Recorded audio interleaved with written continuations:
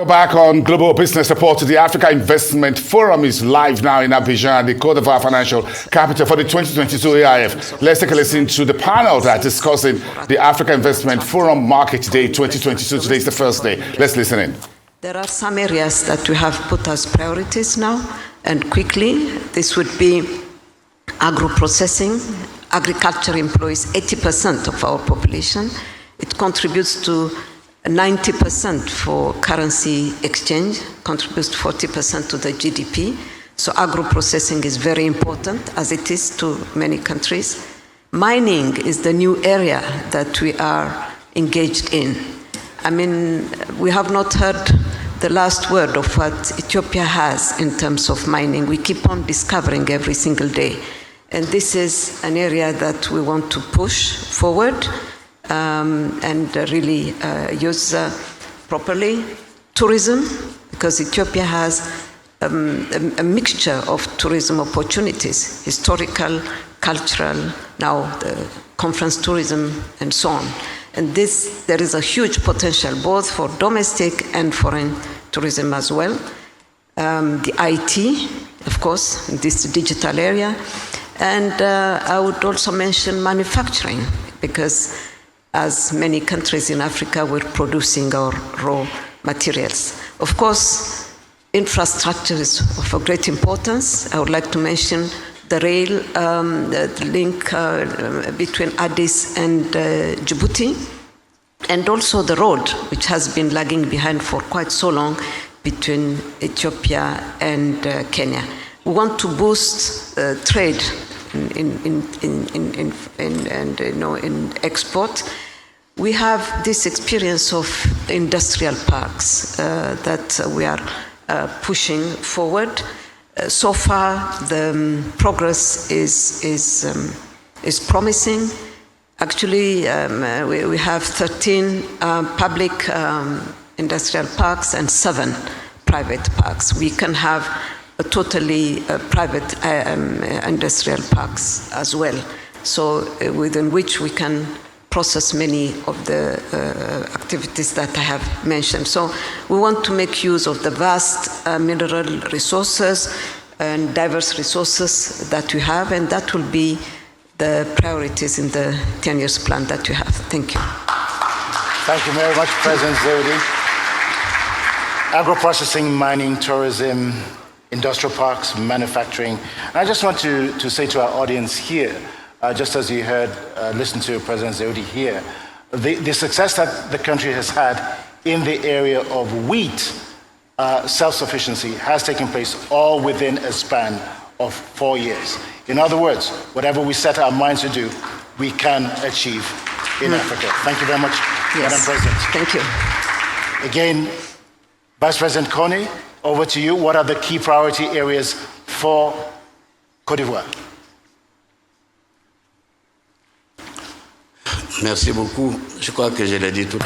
Thank you. As I suggested earlier, Côte d'Ivoire's vision is embodied in our development plan, which sets out both strategies but also policies. So much like all other developing countries, some of the key priorities are infrastructure.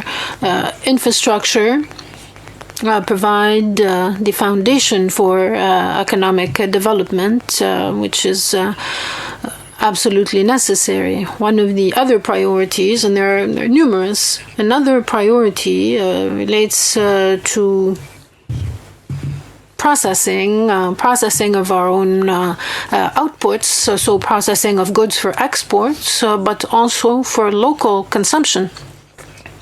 This is a crucial factor which grows economies, and enables us to reduce our dependency on other markets or on imports. And I think that we have been able to achieve quite some success in foodstuffs such as wheat and other products that are neither produced nor consumed locally. So policies are also so important. You need economic development is only possible with buy-in from the population. So key focus for Côte d'Ivoire is involving youth in production and populations in production and in the economy, women as well, and the empowerment of women is another cornerstone of the strategy that we have been implementing in Côte d'Ivoire. Another key area to keep in mind are policies, so social support policies. Particularly, we have, for instance, a program with a special focus on social aspects, some social priorities aimed at improving the living conditions of our citizens, so as to enable them to be in the best conditions to produce, to contribute both collectively and individually to the economic development of our country. So there are a variety of different actions to this, or activities to this effect, and I'm sure that we will be discussing some of these in subsequent panels. But I think that what's noteworthy here is that generally speaking, this economic vision has enabled us to achieve some good results, both in terms of our output, our production. There's been significant increases, such as peanuts or groundnuts or cashews. We started with 200 to 300,000 tons and increased that output to more than 2 million tons. This demonstrates that with infrastructures and with the engagement and support of producers, you are able to achieve some very good outcomes, and what's important is to grow infrastructure, to support the economy, to foster youth involvement, and promote production factors, and also and especially to ensure that the economy stays on a upward growth trend for the benefit of society at large. Obviously, we can delve into much more detail, highlighting the various actions and strategies, but I'll stop here. Thank you. Thank you, Vice President Kone. Actually, I'm going to take you up on that. As Dr. Additioner said earlier in his speech, he says, when women win, Africa wins. And to that, we should be able to add, when the youth win, Africa wins. This being the case, let's get into the practical details here. What is it that you're doing to improve the investment environment for women and youth as drivers of Africa's economic future in your respective countries? 1 minute each, and then we'll go to our last question. And I'll start with President Mnangagwa first. Thank you very much, Mr. President. In that regard, we have about 17 state universities. And each state university, we have introduced innovation hubs, where our young people, girls and boys who are talented, can express themselves, which is funded by government. As a result of that, almost every month we register new patents. So this is critically important to make sure that we have our people build confidence in themselves, because they must develop their own country. Thank you very much, Mr. President. And President Nana Akufo-Addo, I will come to you next. We have several institutions that are of big significance. We have a Ghana Enterprises Agency that is doing a lot of work in mobilizing resources for young people as well as for women in enterprise. We're about to launch a 10 billion CD investment in something we call the Youth Start program, which is a fund that is going to be available to young people, especially young women, to start up enterprises. We think that the enterprise culture is absolutely critical for our future. So So our focus is creating a culture whereby young people, young women are attracted to doing things for themselves and building enterprises. And these two public agencies, the Ghana Enterprises Agency as well as the Youth Start program, are dedicated specifically for that. I believe that a lot of results are going to be seen already. During the pandemic, for instance, the Ghana Enterprises Agency was able to mobilize quite a lot of resources to support women in business, to support young people in business, which paid off a lot of dividends for us and also obviously for our own social stability and coherence. Excellent, excellent. Some exciting developments here happening for more than 1.2 billion youth on the continent. Almost 70% of Africans almost 70% of the population is below the age of 30. This is very, very welcome news. President Zewde, I'm going to come to you next for what it is that you're doing in Ethiopia to, again, unleash the potential of women and youth in your own country. Yes, thank you very much. I fully agree that when women win, then Africa wins. We have to believe in it.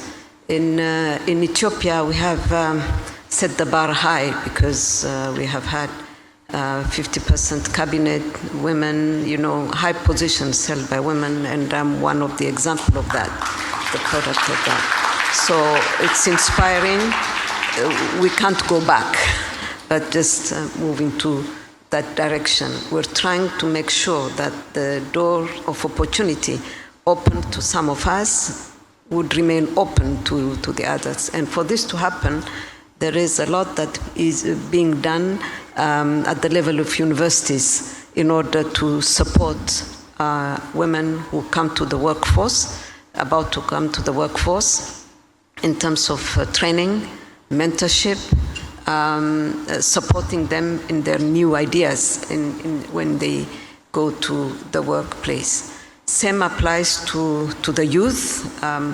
The proportion is the same. We have 70% young people, and many incentives are being created for them to have, startups in many sectors, and so we really encourage them. Policies have been put in place in order to give that advantage to the two groups, women and a young population. Obviously, mathematically, it's very difficult to move forward if we don't have half of the population and 70% of the population. So this is a big focus for the government currently. Thank you. Thanks, President Cody. Again, the question to you, what is it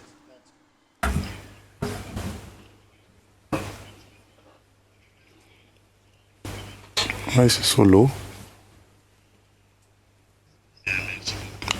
Thank you very much. Let me begin by saying that with respect to gender, efforts have been made in Côte d'Ivoire to enable women. As I said, we're in a process of empowerment, which is very strong. Generally speaking,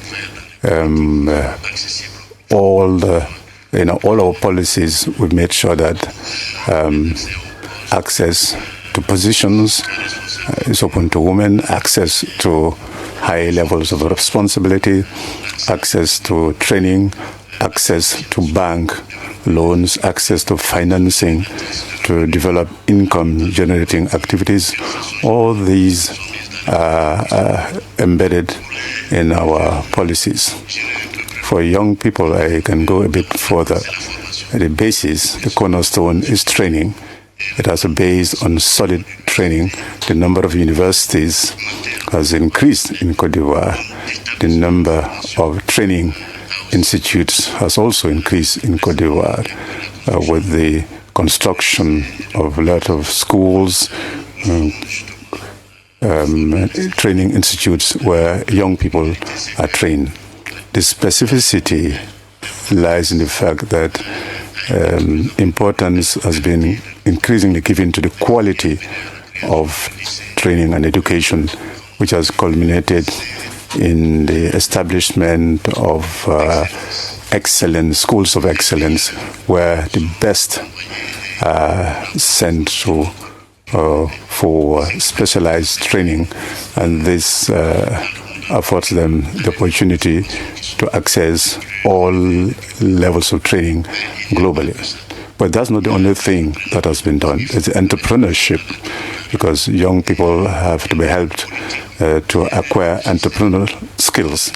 There is a well-targeted policy to facilitate access to SMEs, to enable young people to get involved in economic activity and support economic activity.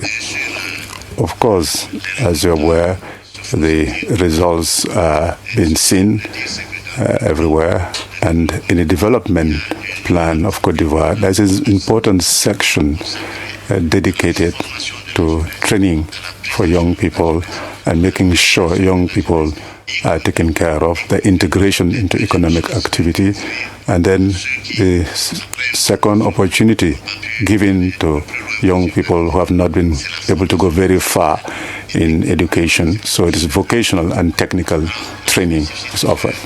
Now, this specificity we have is that these young people, getting them involved in areas of production, and this is being led by professionals who are helping young people to get into the realm of production. This is extremely important. This is, in a nutshell, it is an important factor. And we've seen integration of women, and this is so important because the number of women-led businesses has grown significantly. This is what I would want to say. I think this is a policy we can elaborate a bit more on in subsequent sessions. Thank you. Mr. Vice President, again, excellent initiatives, proactive engagement all around.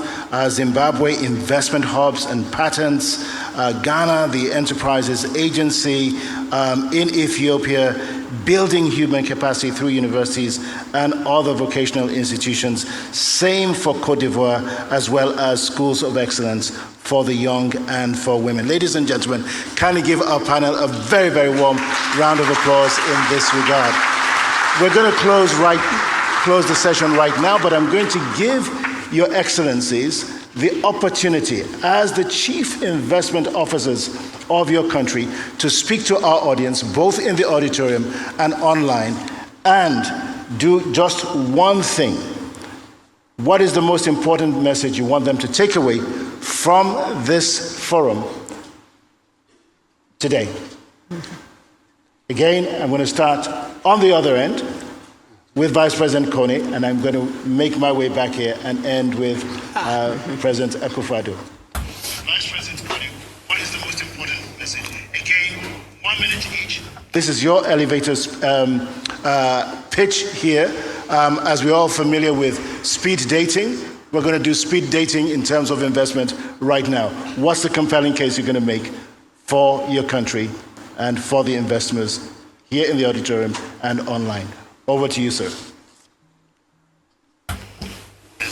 Thank you. I think the key message to investors is that Africa is changing. A lot of things are happening in Africa. Africa is moving ahead. And it's important not to lag behind in this global movement in Africa. In Cote d'Ivoire, we have plans for more than 430 billion in terms of investments. And we want investors to come in and help with the implementation, full implementation of our development plan. And what is valid for Cote d'Ivoire is valid for all African countries. Africa needs to change, and we have to be part of that change. Thank you, Vice President Kone. President Zeudi, you're next. I'll speak in French. Je crois que I thank you for this question, which is very important. At the end of the forum, again here in deference to the host country, or as we say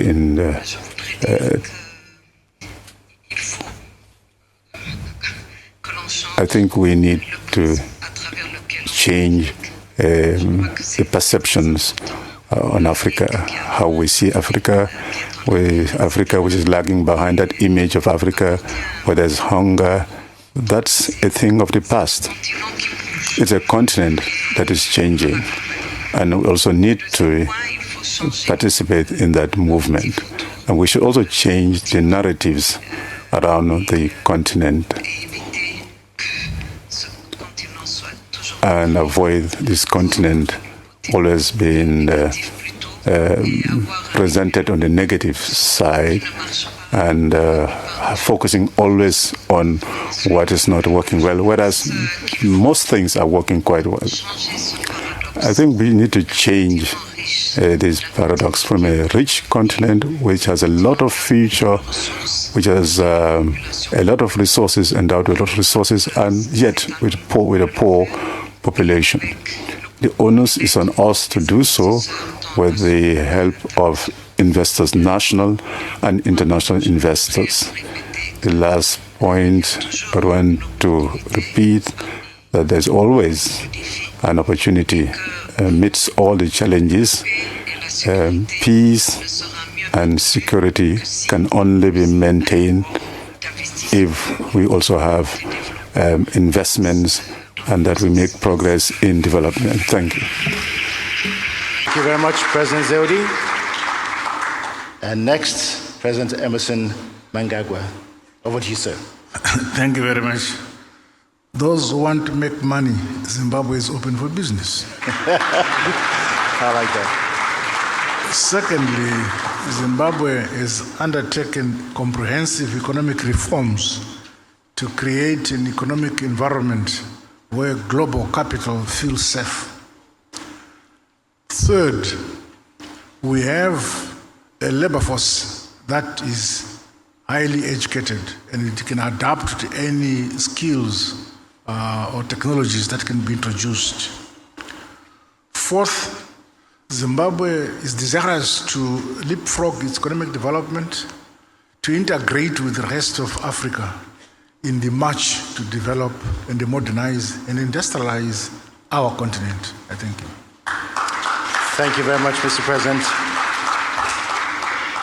Last but certainly not least, President Akufo-Addo. Well, I think that, first of all, I want to thank you very much for the opportunity to participate in this forum. But the basic facts, what? They say 30% of the world's remaining minerals are on our continent. 65% of the world's arable land is in Africa. Over the last 30 years, the rate of return on investments in Africa has been higher than in any other region in the world. And critically, in the last 2-3 years, we've made a decision on this continent that can transform the economic fortunes of our continent. And that is the creation of the African Continental Free Trade Area, which is now going to be the main vehicle for trading amongst ourselves. That has been one of the major structural problems that the continent has had. That unlike in other parts of the areas of the world where a lot of economic activity is inwardly directed, 70-75% of the GDP of the European Union comes from intra-European trade. Our figures were different. But with the existence of the African Continental Free Trade Area, we now have an opportunity to break that structural obstacle. And I believe that in that, we have potentially a major game changer for the development of the continent. As far as I'm concerned, our message is The smart money is in Africa. Take advantage of that.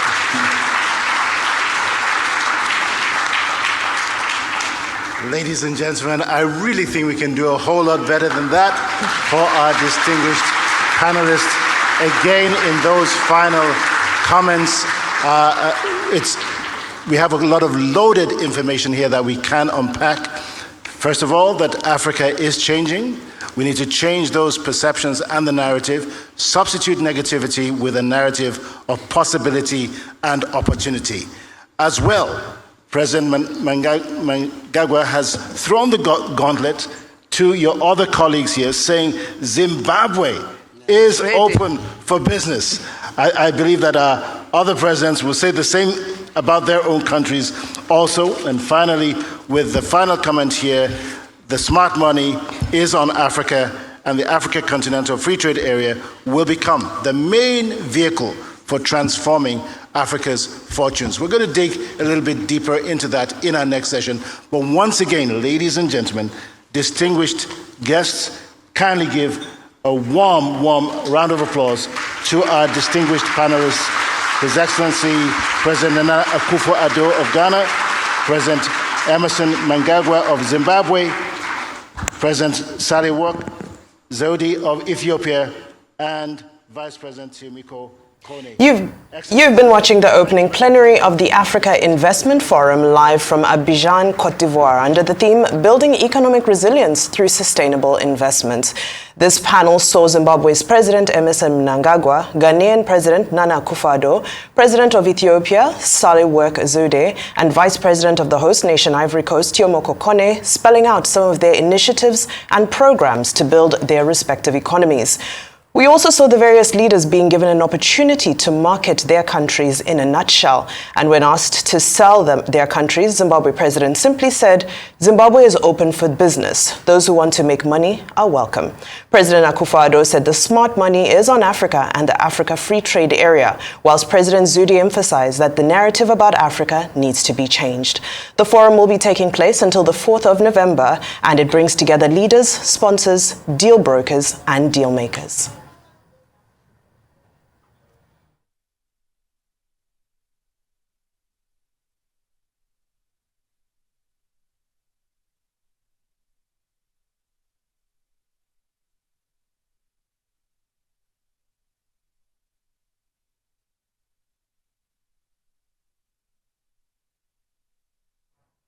All right, we continue our broadcast from Abidjan at the Africa Investment Forum that will be taking place until the 4th of November, and we'll continue to see sessions and panels that will bring together leaders, sponsors, deal brokers, deal makers, and investments from across the continent. Let's take a look at the next panel.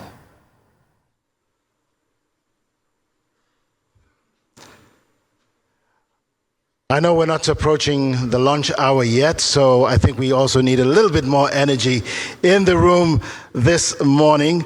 I'd like to invite to the podium His Excellency Philip Mpango, the Vice President of the United Republic of Tanzania.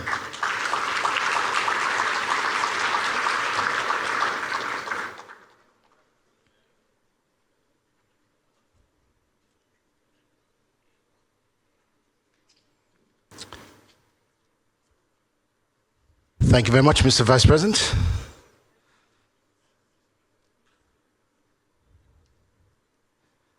And next,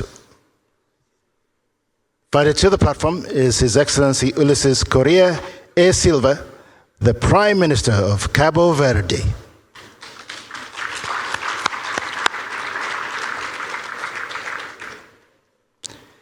You're welcome, Your Excellency. And finally, His Excellency Patrick Achi, the Prime Minister of Côte d'Ivoire.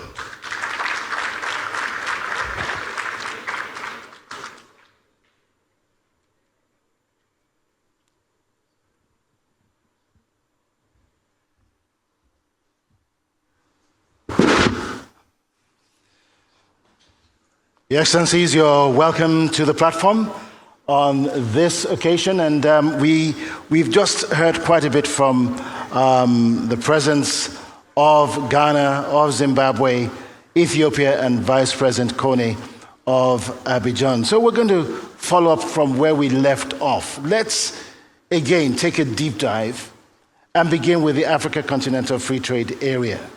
What is it that we must do to unleash the potential of the trade area? What is it that's left to be done next on the African Continental Free Trade Area in order, again, to unleash Africa's potential and attract investments onto the continent? I'm going to start with the Prime Minister of Cote d'Ivoire first, His Excellency Patrick Achi, to get the ball rolling. Over to you, sir. Thank you. I'd want to thank the African Development Bank for accepting to organize this third edition after South Africa. This is an important event which brings together the private sector, project developers, with a view to working out concrete deals over and beyond the discussions we're going to have here over a couple of days. It is a unique opportunity. I want to commend President Adesina for this laudable initiative. To get into the issues, the African Free Trade Area is one of the most important policies, and it's extremely important. We should look at it in terms of markets. By 2050, will be 2.4 billion inhabitants. It's going to be one of the largest markets in the world. By 2100, we're talking about over 4 billion people. So the purchasing power of our population growing. So the most important market will undoubtedly be Africa's market. In addition to the market, we should talk about the potential. 60% of this population will be young people, whereas in the world will be an aging population, particularly in the Western Hemisphere. So it's a huge potential in terms of talent, in terms of capacity, which no other continent is blessed with. Is a huge potential that we need to unlock. One of the most difficult factors that will be difficult to manage is about infrastructure, because as you're aware, growth is done with trade, and trade cannot be done. And if trade is not done, it's very difficult to unlock this huge market and take full advantage of this market. So the major challenge we should be grappling with is about infrastructure, road, air, transportation. And I want to thank President Adesina. In the course of this boardroom, we'll have the opportunity to discuss this Abidjan-Lagos highway, which is one of the most important trade corridors in West Africa. We should also give a lot of importance to South-South cooperation. It's true. We're all in the African continent. We all have evolving differently. We may have the same climate, the same geographical features. Some have adopted technologies at a faster pace. I think this is one of the sectors which we are not leveraging enough. Once we have needs and requirements, we immediately tend to turn to Asia, to Europe. Whereas in Africa, in the Southern Hemisphere, in other areas of parts of Africa, we have those possibilities.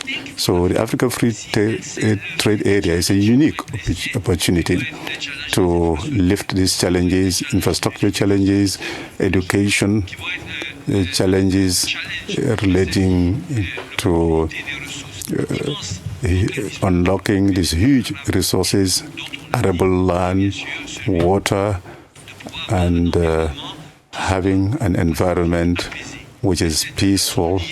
And these two are related. We realize today the deep roots of instability stem from the fact that young people do not always have the capacity to get integrated into the labor force. A young, dynamic, a labor force which cannot get integrated into the world economy, that is also a breeding ground for instability. This is what I would want to say about the African Free Trade Area, which has a huge potential, and yet we do still have a lot of challenges along the way, including infrastructure, which will require huge financing. Thank you, Prime Minister Achi. Again, I'll come to His Excellency Ulysses Correa e Silva next. And what we're looking for here are the missing blocks. The policies are in place, the plans are there, the strategies are there. What is it that we need to implement to give life and form and accelerate both development and investments in Africa using the Africa Free Trade Area? What are the missing blocks and what do we need to do? Thank you. Je vais parler en français. I speak French. I'm coming from a country, an archipelago, which is a bit different from countries on the continent. Our connectivity issues are maritime, air connectivity, and in terms of trade, transportation is a critical factor, maritime and air transport. Let me begin by saying that the perception of risk should also be addressed by confidence, inducing confidence in macroeconomic stability, political and social stability, so that this perception and narrative can change. Africa has a lot of potential among young people. Young people need education, training, developing entrepreneur's spirit. We have a lot of talent. We have the experience in Cape Verde. We need to transform our human resource base. This is a key element. Connectivity is also a key challenge. We have a lot of potential in terms of economic transactions, but this has been constrained by problems of connectivity. Trade, intra-African trade is very low, yet we have a huge development potential. Now, the financing systems, there is a huge dependence on external sources of financing. We need to reduce dependency on aid. We need to work much more on internal financing capacity. And I must commend the role of the bank with President Adesina very much involved in processes that will create value chains in all sectors. Cape Verde relies a lot on tourism, is one of the main key sectors. We're also planning to work towards a blue economy. We also working on agriculture, fisheries, all these sectors which can contribute to growth and development. I think we also need to focus on gender, on women who have an important role to play, which can help our countries grow. I think the perception of Africa should change. It should now be based on confidence, to make sure that the markets also share this confidence. And I think with confidence, you can achieve a lot of transformations. We have the capacity to build this climate of confidence. Thank you. Silva. We'll come next to His Excellency the Vice President of the United Republic of Tanzania, His Excellency Philip Mpango. What is it that we need to do with regards to the Africa Free Trade Area, Continental Free Trade Area, to again unleash investments on the continent? Again, I want us to keep our responses short and crisp because we've got a few other areas that we need to get to in the limited amount of time that we do have. Thank you very much, Your Excellency. Well, first, thank you for the invitation, the surprise invitation to join the panel.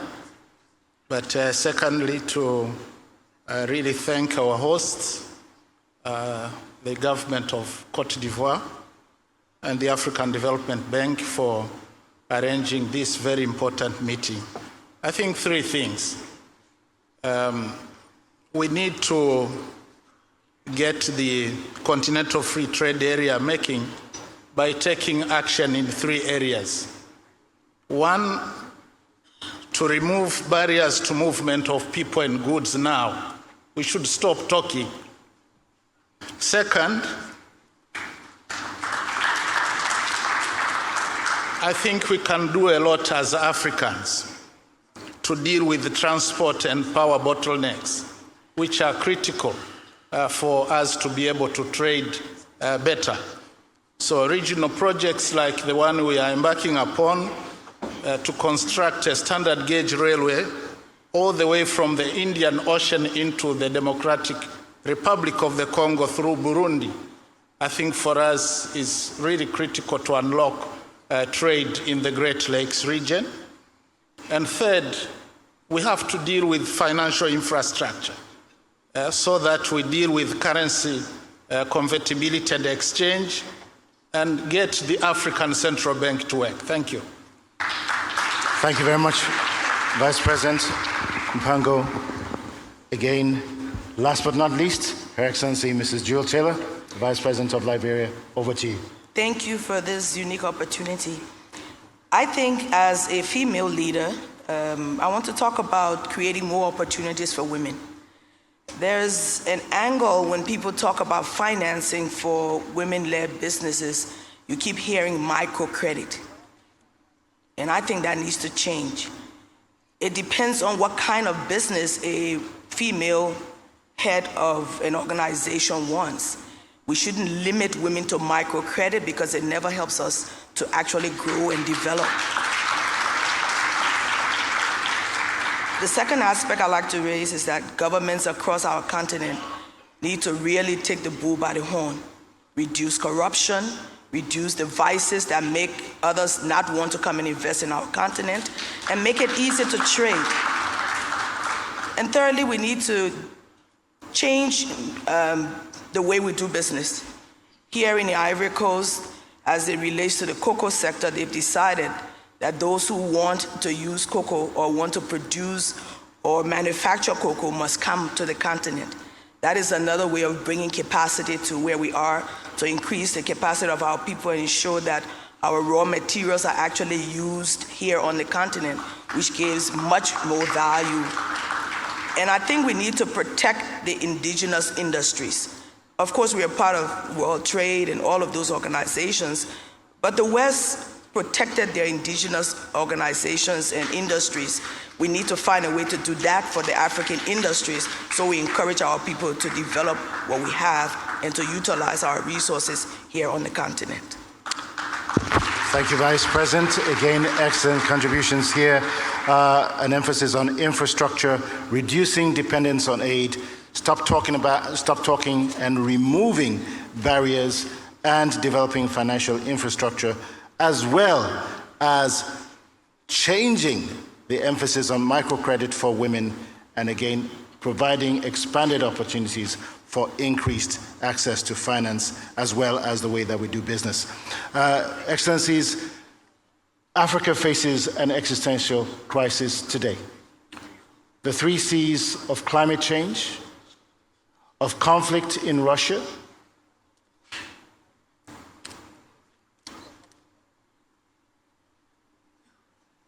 as well as COVID, which has been talked about in some detail. So I just want to ask Your Excellencies, what is it that you're doing to turn these challenges into investment opportunities? And I want to start with Prime Minister Correa e Silva first, because your nation, again from the perspective of climate change, has had very limited rainfall for almost 4 years. What are you doing in this part of Africa to ensure that the challenges that we're facing in these 3 areas, climate change, conflict in Russia, as well as COVID, are taken advantage of in order to create increased investment opportunities? I'm going to start with you first, Your Excellency. Thank you very much for your question. I think that... Actually, Prime Minister Correa Silva first, and then we'll come to Prime Minister Achi. Go ahead. Sorry about that. Thank you. Tous les crises ont un contrepartie. All crises are opportunities of some sort. Let me talk to you about Cabo Verde's experience. We were hard hit by the pandemic. This was also an opportunity for the country to harness its domestic resources to fight the pandemic. Cabo Verde is a country with the highest level of vaccination because we transformed this threat into a strength. We invested in the health system, we mobilized the population, and at the same time, it hit the income of the population, so we had to act very fast to protect our enterprises and families. We created new instruments in response to this pandemic.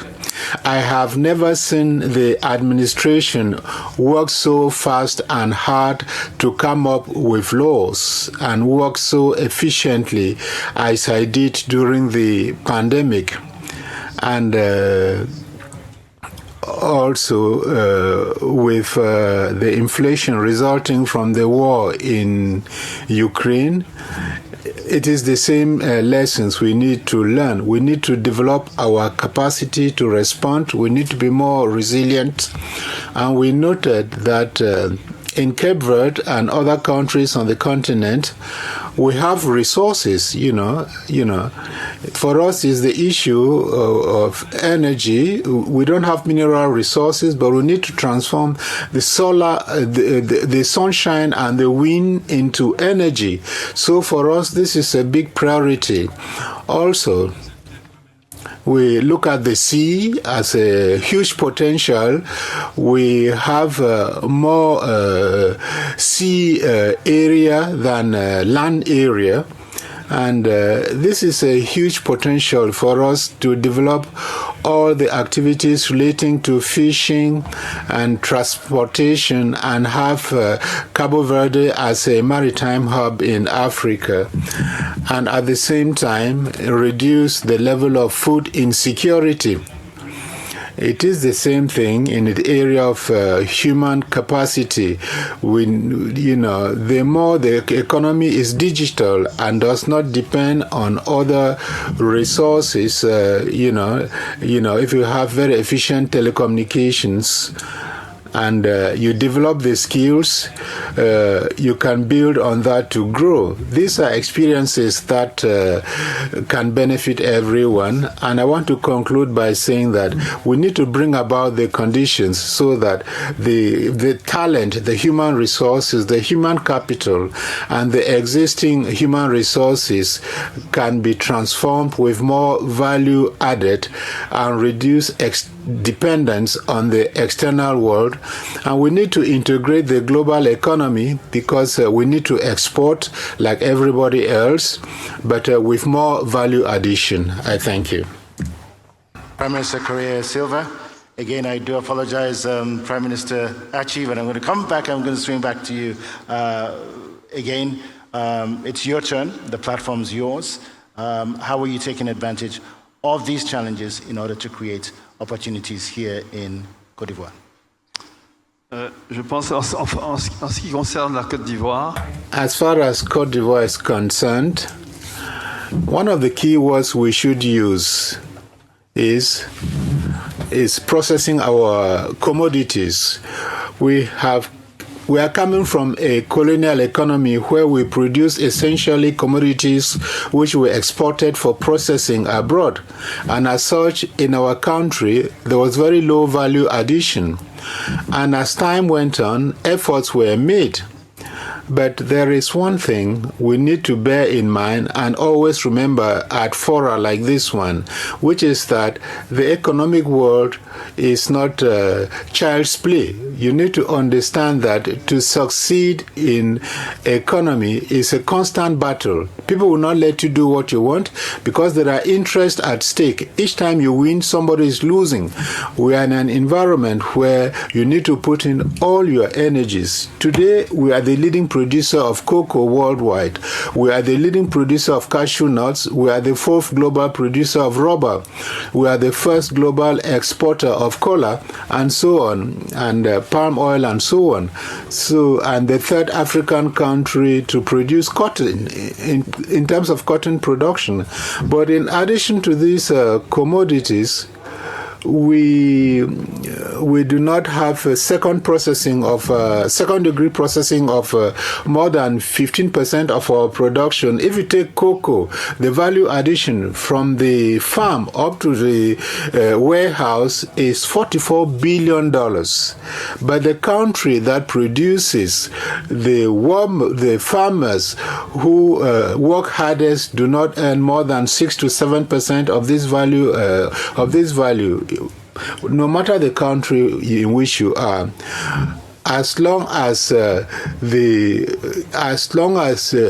do not process what you produce, as long as you only receive a tiny amount of what you produce, you will never develop.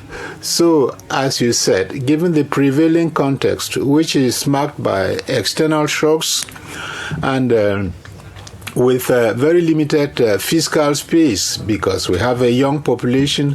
77% of the population is less than 35. This population is educated.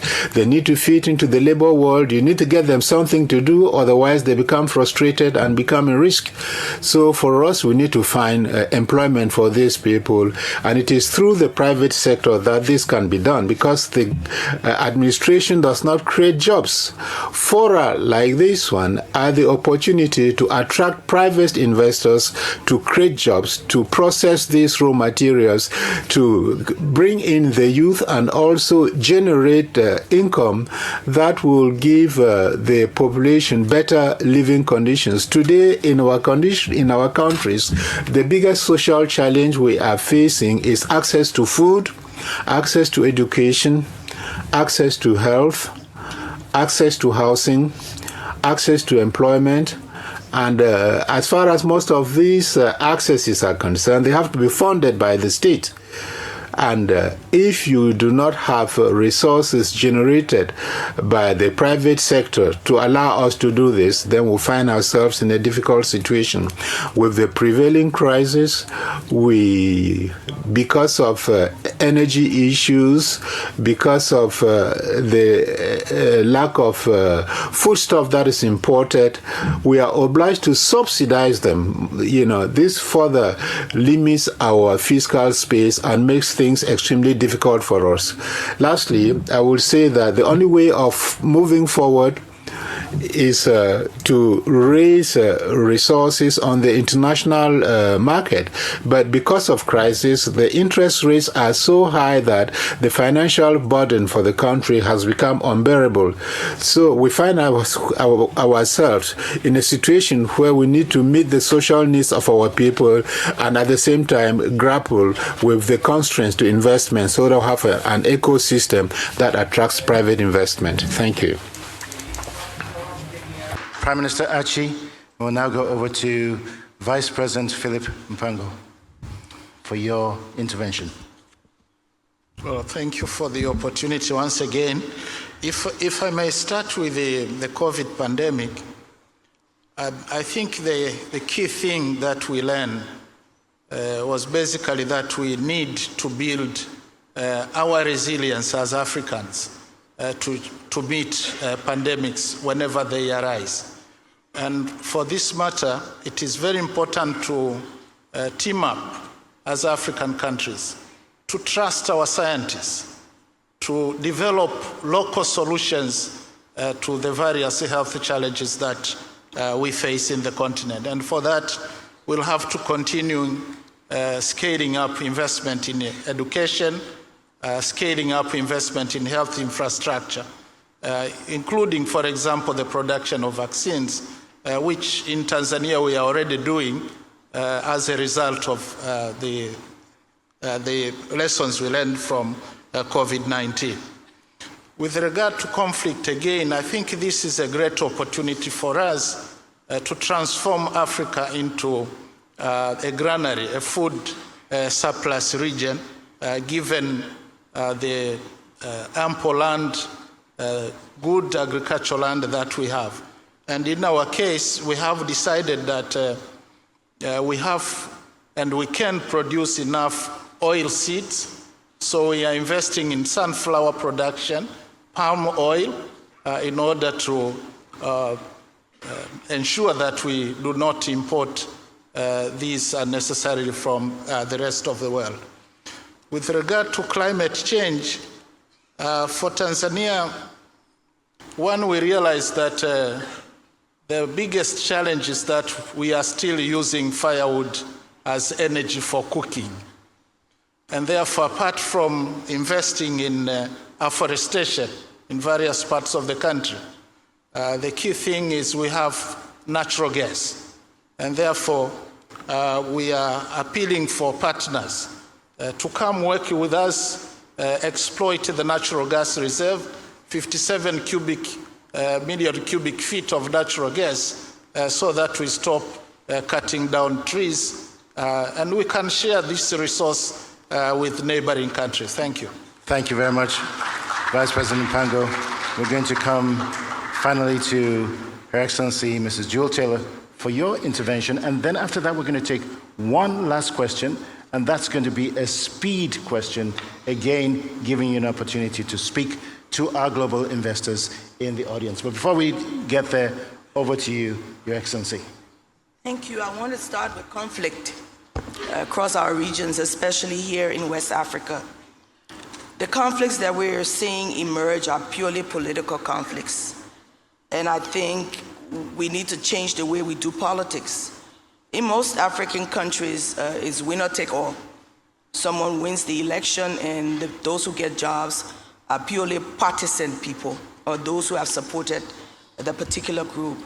And once you do a winner-take-all situation, those who are on the other side are left aside for many years, 4, 6, or 5 years. And then the noise begins to grow. I think first thing we need to do to reduce the noise in the political sphere is to do a political change where it's inclusive of the best and the brightest that we have in our countries, and not just political friends or those who are part of our political processes. That in itself will reduce the political stress that brings wars and coups that seem to be re-emerging on our continent. If everyone is involved in the political processes across our region, I think everyone will feel that they are part and parcel of growing and developing our countries. The second point I'd like to make is where it relates to climate change. The fact of the matter is that Africa is suffering from the effects of climate change, but we are not producing all of the emissions that come from this. Howbeit, we have some effects, floods, drought, and the different things that we're experiencing. What we have in Liberia is that we are a part between Liberia and Guinea of the last remaining rainforest in our region. And so we do have a lot of rains. We do have a lot of flooding in our areas because, again, the Arctic Circle is melting, and so the rains are coming down. What we have to do is to continue to move inland, but protect some of our seas and our rivers from overflowing and taking away where people live. We need to look at smart ways of doing business, because I don't believe we should pay attention only to the industries that will come and say, well, we can't bring major industries to Africa because we can no longer use the old ways. There are many smart ways of doing business, smart ways of the solar energy, wind, rain, water that we can use to make sure that the manufacturing that we need on the continent to manufacture our own resources are actually available. And so as we talk about climate change, we must find new ways, but we must encourage all of our countries to produce our resources as we have been given them by God. This is the only way we'll reduce the high level of migration of our young people across the seas, looking for greener pastures, when we can create a green Africa, as some countries have already done, and produce what we need to produce. In terms of COVID, I'm happy to say that the predictions from the West about how high our levels were never came to pass. The fact is we didn't have the facilities, medical or health-wise, to deal with the pandemics if they had been at that level. And so I'm grateful that Africa has very small numbers. But what shocked me is that a few weeks ago, we got a supply of COVID drugs from South Africa. And they have now started to produce some of the intravenous drugs that we use. And when I asked why it had taken so long for them to actually deliver, the Minister of Foreign Affairs said to me that there were barriers that were put on manufacturing companies coming to actually produce COVID drugs in South Africa. And so it took a long time. And I was shocked. Why would certain important things that we need, as it relates to our own population and the global world that we face, have barriers so that companies who should come to Africa to manufacture or teach us how are denied access? They had to get a special waiver. And I thought this is something that we really need to look at. What are these barriers, hidden barriers in the back that stop our manufacturing opportunities? Because it's not just COVID. Today is COVID. Tomorrow it will be Lassa fever. I mean, Africa has a lot of issues, but I believe we must go beyond these barriers and bring the manufacturers to our continent. Thank you very much, Vice President. Again, we have run out of time. All good things do have to come to an end. So I'm just going to give you, each one of you, 30 seconds again to do a pitch to a global audience tuning in right now, listening to you. Just one final message from you on why your country should be an attractive destination. And that will be the final word from you. 30 seconds or less. Just about the amount of time it takes you to go from the first floor in an elevator to the second or third floor. I'm going to start with Prime Minister Achi first. 30 seconds. Thank you very much. You're really welcome. Maybe going very quickly on the climate change issue. Côte d'Ivoire has held the COP15 this year, and we actually have a huge program against deforestation, against soil restoration that is going to move forward. A pledge gave us now $2.5 billion to deal about this issue, which is a very key issue, not only for our country, but for the whole continent. As far as the question you ask, I think that our country has made a paradigm shift, which is very important, which is that the private sector is really the heart of business. Any country, any government which is concerned with development is concerned with raising funds. The fiscal pressure has to be high enough to be able to gain the resources that you need, not only to give the social need the people are asking for, but also the revenue you need to grow. So what I will ask is really, Côte d'Ivoire is the place to be, because there is a political will. The political will is the first step when the private sector wants to go somewhere else. Second, the legal framework is there. Most of the actors actually right now in the private sector has got a very good track records on what has been done. Electricity distribution is privatized, gas is privatized, water is privatized, airport management is privatized. So we are the country where there is private sector developing really well with the government hand-to-hand understanding that we need the private sector. The private sector is the future of the continent, and Côte d'Ivoire is the place to be as far as private sector is concerned. Thank you very much. Thank you, Prime Minister Achi. And we're going to go next to Prime Minister Ulysses Correa e Silva for a 30-second Cabo Verde 30 seconds.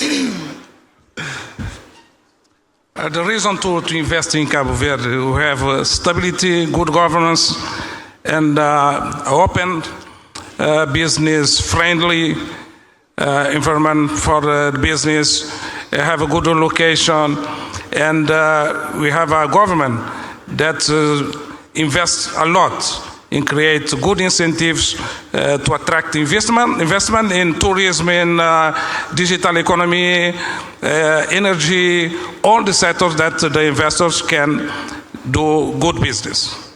Thank you. Thank you very much, Prime Minister Correa A. Silva. And over to you, Vice President Philip Mpango. 30 seconds. Well, thank you. Tanzania is heaven on earth. And the door is open for investors to come now. Thank you. I like that. Short, straight to the point. Thank you very much. And over to you, Vice President Jewel Taylor of Liberia. You know, Liberia is the land of liberty. There are many opportunities there, from tourism to agriculture to energy to gold and diamond and coltan. And we have the best tourism sites in our country. In fact, there is a part of Liberia on our shores that is the best place for surfing. There are many opportunities. My President George Mane continues to say, we are open for business. We have a regime that is easy to access and to get involved with us. We want partnerships. Come and join us. You will never be disappointed. Your Excellencies, thank you very much. A lot of energy in the room here, a lot of competition. Thank you very much for your invaluable contributions. And I want to start first by saying a big thank you to Her Excellency Mrs. Jewel Taylor, the Vice President of Liberia, His Excellency Philip Mpango, the Vice President of the United Republic of Tanzania, His Excellency Ulysses Correa A. Silva, the Prime Minister of Cabo Verde, and our host Prime Minister, His Excellency Patrick Achi, the Prime Minister of Cote d'Ivoire. Ladies and gentlemen, kindly give them a very, very warm Cote d'Ivoire round of applause. And if you could just stay on the platform, Excellencies, I'm going to invite Your Excellencies to join them on the platform for a quick group photograph.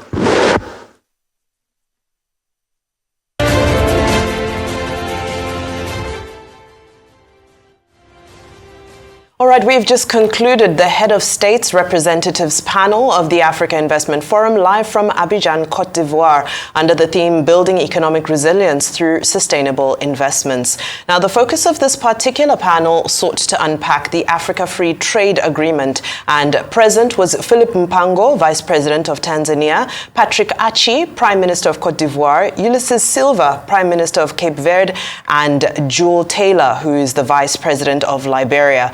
The emphasis was around removing barriers to the movement of people and goods across the continent, which would be critical to real trade. Highlighted in the conversation was the Abidjan to Lagos Highway.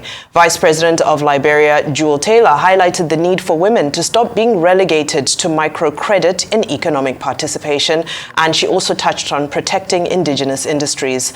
And when speaking on the response to the 3 C's ravaging the world, climate change, conflict in Ukraine, and COVID in Africa, Prime Minister Silva of Cape Verde emphasized how swiftly his nation was able to come up with internal solutions to combat the challenges. He also shared the huge potential of the blue economy in his country to provide solutions for the continent in the long run for food security and energy generation. And finally, on a lighter note, when asked to sell his country, Vice President Philip Mpango of Tanzania simply said, "Tanzania is heaven on earth. Come and do business with us."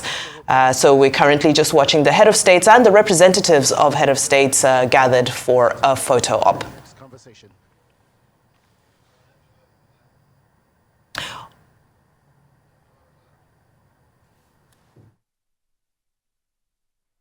Continue our broadcast of the Africa Investment Forum, which is taking place in Abidjan, Cote d'Ivoire. Today is day 1 of the forum, and we earlier saw the opening plenary and the president's panel. The opening plenary, of course, was a speech by President of the Africa Development Bank, Akinwumi Adesina, and we saw the president's panel, which saw the participation of Zimbabwe's President Emmerson Mnangagwa, Ghanaian President Nana Akufo-Addo, President of Ethiopia, Saleh Zewde, and Vice President of the host nation, Ivory Coast, Tiomoko Kone.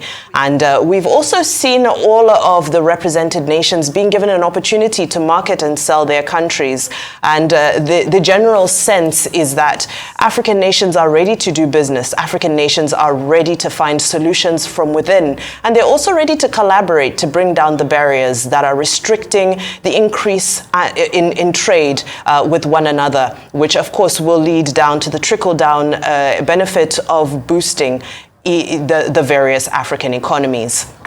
Of course, another panel will be continuing throughout this day. We'll be seeing various panels, various leaders, deal makers, investors, and sponsors coming together on this stage that is a brainchild of the Africa Development Bank, of course, with several other global and African partners as well. This will be taking place from today until the 4th of November in the beautiful city of Abidjan.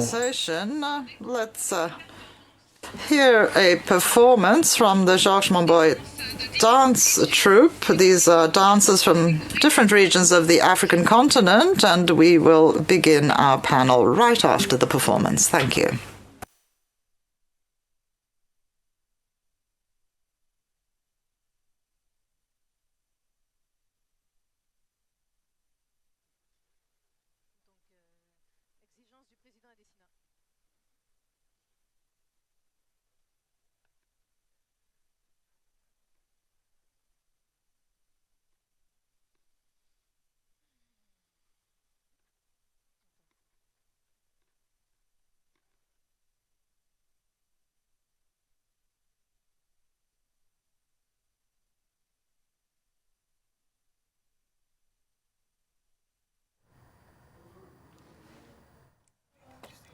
All right, now just to recap on some of the key quotes, some of the bigger quotes that have emerged from some of the sessions today. President of the Republic of Ghana, Nana Akufo-Addo, earlier said, "Our focus is creating a culture whereby young people, young women are attracted to doing things for themselves and building enterprises." Of course, that was during the presidential panel. He also said, "We have several institutions that are of big significance that is doing a lot of work in mobilizing resources for young people as well as for women in enterprise." Of course, he's referring to Ghana. And we all know that Ghana is going through a very tumultuous time economically at the moment. So, you know, him speaking on the backdrop of that is hugely significant. As Ghanaians will be watching, Ghanaians are still waiting for some sort of progress report. There calls for his resignation as president, calls for the head of the Minister of Finance as well in Ghana as inflation starts to knock the Ghanaian citizens. And of course, we've also heard reports of the cedis now, the Ghanaian cedi, the currency, now becoming one of the weakest currencies in the world.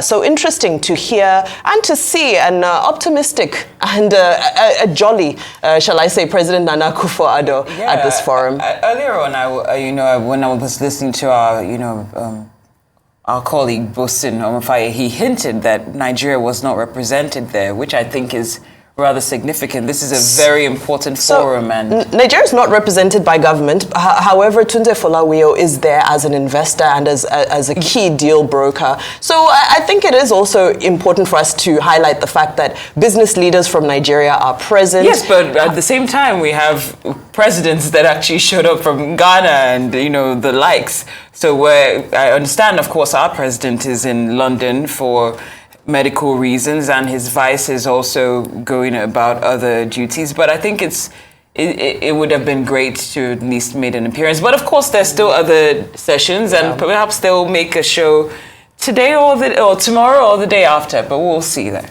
Yes, I think it would have been massively symbolic, you know, during the time with everything that it's not just Nigeria's economy, African economies. Everybody still looks at Nigeria's economy as one of the biggest economies in Africa. Yeah. Would have been symbolic and important to see them present at such a huge forum. This is the third year running that this forum is taking place, and other countries are coming to sell themselves to try and attract investment. But I suppose the focus possibly is on elections in Nigeria. Indeed.